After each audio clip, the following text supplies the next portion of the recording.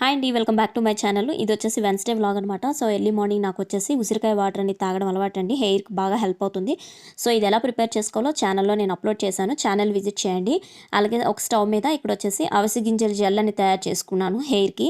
So ఇది బాగా work అవుతుందండి హెయిర్కి అనేది కూడాను. చాలా చక్కగాను 2 గంటల ముందు నానబెట్టుకొని తర్వాత బాయిల్ చేసుకుంటే చాలా చక్కగా బాగా వర్క్ అవుతుంది. హెయిర్ అనేది మంచి గ్రోత్గా తయారవుతుంది అనమాట. సో అలాగే ఇక్కడ వచ్చేసి ఇంకో స్టవ్ మీద నేను రాగి జావ ప్రిపేర్ చేసుకుంటున్నాను. సో ఎర్లీ మార్నింగ్ రాగి జావ అందరూ తాగడం అలవాటు అండి. ఫ్యామిలీ మొత్తం రాగి జావ తాగుతాం. రియా కూడా ఈవెన్ స్కూల్కి వెళ్ళేటప్పుడు తాగేసి వెళ్ళిపోతుంది అనమాట. చాలా చక్కగా మంచిది పిల్లలకి. మంచి అంటే ఇందులో ఉన్న బలం కూడా పూర్వకాలం నుంచి అందరూ తాగేవారు. ఇప్పుడు ఎవరు సరిగ్గా తాగడం మానేశారు.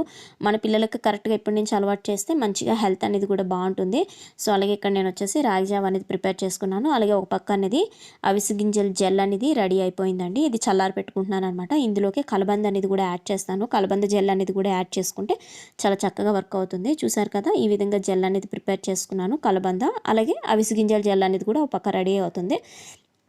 సో దీన్ని ఫిల్టర్ చేసుకోవాలండి. ఫిల్టర్ చేసుకొని ఒక పక్కన పెట్టుకోవాలి. ఈ విధంగా జెల్లలా తయారవ్వాలన్నమాట. అలాగే ఇక్కడ మరియాకి అనేది రాగి జావ అనేది ఇచ్చేస్తున్నానండి. మజ్జిగ అది వేసేసి కూడా తనకి స్కూల్ టైం అయిపోతుంది కదా. అలాగే ఒక పక్క ఫిల్టర్ కూడా చేసేసుకున్నాను. ఫిల్టర్ చేసుకొని ఇందులోనే కలబంద జ్యూస్ అనేది కూడా కలుపుతానమాట. ఆ జెల్ ఈ జెల్ కలిపి 2 కూడా అప్లై చేసుకుంటే హెయిర్కి అనేది మంచి రిజల్ట్ అనేది తెలుస్తుంది. వారంలో 2-3 సార్లు ఇలా అప్లై చేసుకోవడం వల్ల హెయిర్ అనేది మంచి గ్రోత్గా పెరుగుతుంది. అలాగే సాఫ్ట్ అండ్ సిల్కీగా తయారవుతుందండి. చాలా బాగుంటుంది అనమాట. సో 2 కూడా మిక్స్ చేసుకొని నేను అప్లై చేసేసుకున్నాను. ఈలోపు మా రియాకి స్కూల్ బస్ కోసం వెయిట్ చేస్తుంది అనమాట. టైం అయిపోయింది 7:15 ఎర్లీ మార్నింగ్ వచ్చేసరికి.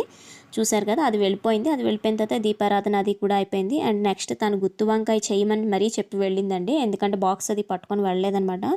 ఎర్లీ మార్నింగ్ బాక్స్ అది తీసుకుని వెళ్ళలేదు. డైలీ తీసుకుని వెళ్ళిపోతుంది. నాకు గుత్తి వంకాయ అంటే ఇష్టం కదా మమ్మీ, చేసి పట్టరా అని అంటే ఇక్కడ నేను గుత్తి వంకాయ అన్ని తయారు చేస్తున్నాను. టైం వచ్చేసి 10:30, 11 అవుతుందండి మార్నింగ్.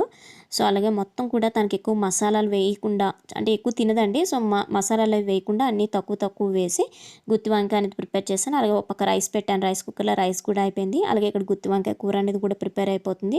అది అయిపోయిన వెంటనే పాపకు బాక్స్ అనేది కూడా ప్రిపేర్ చేసేసాను.